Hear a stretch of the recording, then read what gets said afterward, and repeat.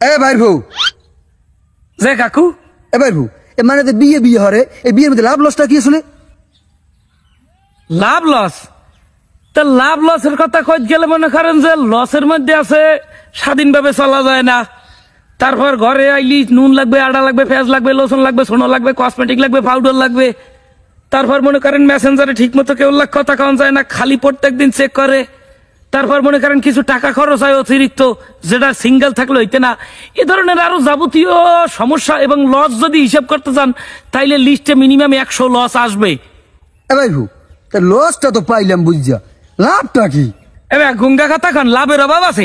বিয়ে করলে অনেকগুলো লাভ, যেমন মনে করেন যে বিয়ে লাভ প্রথমে আছে বিয়ে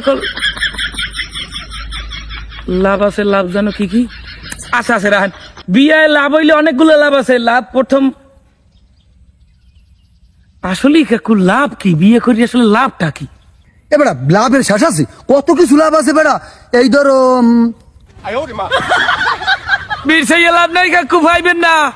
বিয়ে করিয়া কোনো লাভ নাই, লস ছাড়া কোনো লাভ নাই।